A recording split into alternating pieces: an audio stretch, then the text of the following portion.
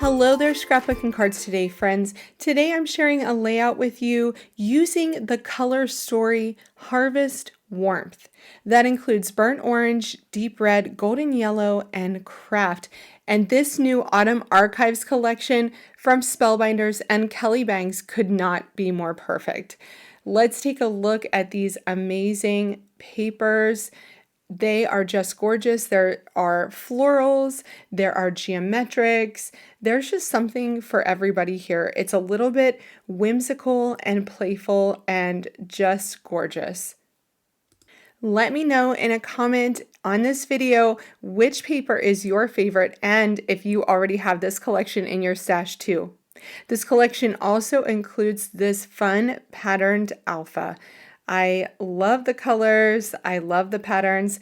You can also get a fall assortment of Spellbinders cardstock, which is a fabulous cardstock that coordinates perfectly with this collection. So check for that in the Spellbinders store.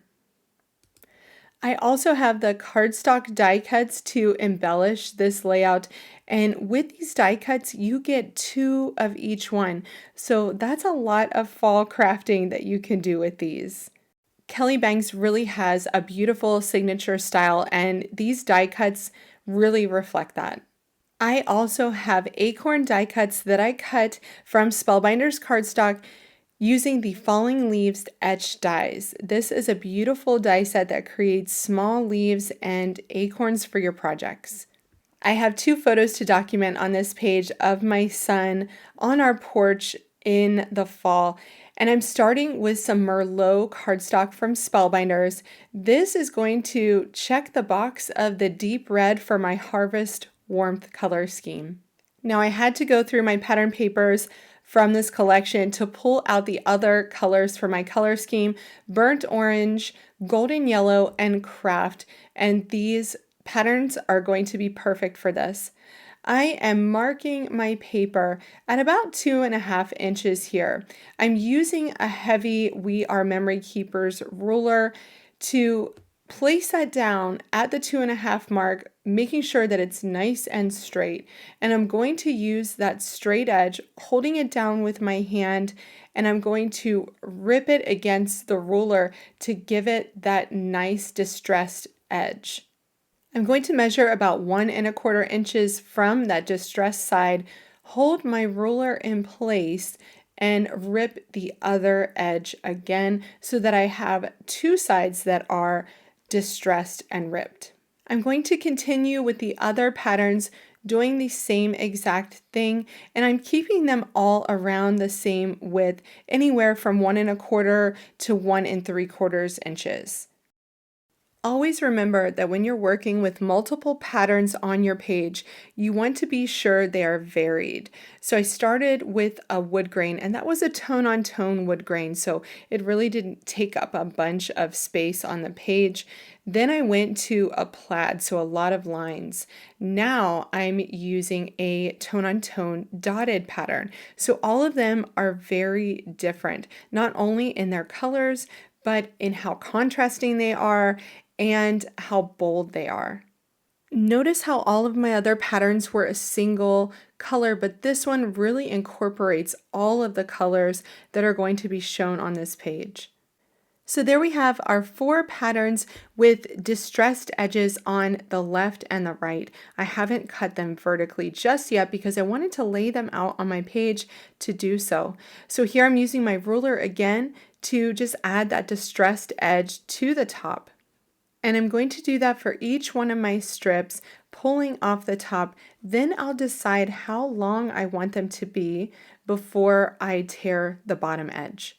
Once all of my edges are distressed, I'm going to kind of stack them up on one another on my background. Now, if you wanted to make this a little bit more bold, you could also add some ink to these distressed edges as well. I just wanted to keep it a bit more clean because we may have a lot going on this page. So you can see here that I'm using a spatula to kind of pull up those edges to really make them stand up from the background, give them a bit of lift.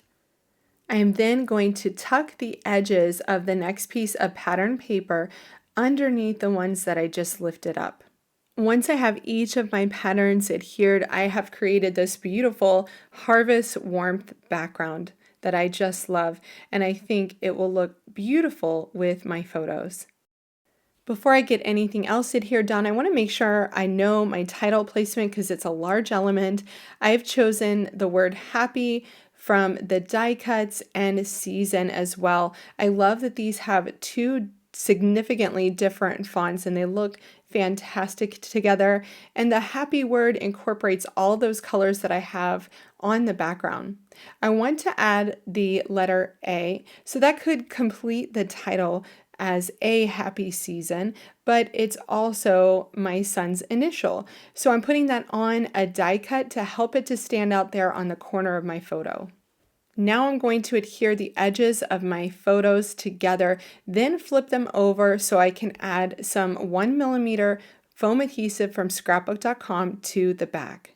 I'm also going to pop up the word happy as well using some squares from Scrapbook Adhesives by 3L. This is a 2mm square, so it's going to give it a bit more lift, and it's going to look great lifted up over those pattern papers there. After the photos and the title comes the journaling. We can't forget journaling, friends, because we will forget these important details. So I'm just adding a little bit here so I know what the story is about. I did this just by printing my text onto smooth cardstock, and then I am trimming those down to strips to put below my title.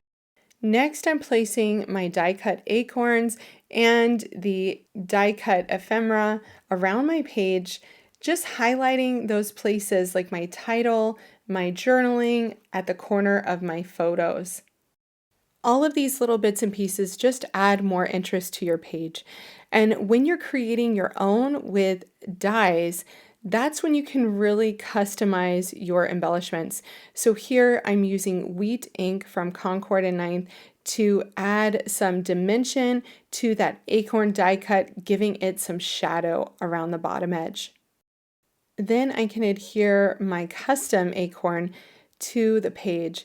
I also love to use these larger die cuts as the bottom layer in an embellishment grouping. So I'm going to put a die cut acorn on top of it from the die cut embellishment pack.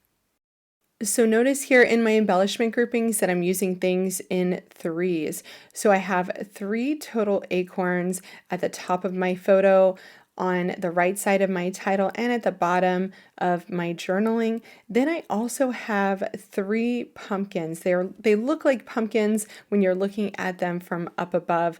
I have one at the top above my photo, one to the left of my title, and one near my journaling.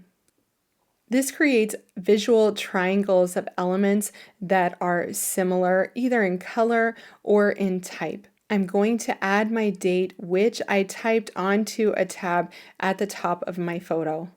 And with that, this layout is complete. I love everything about it. I love that harvest warmth color scheme.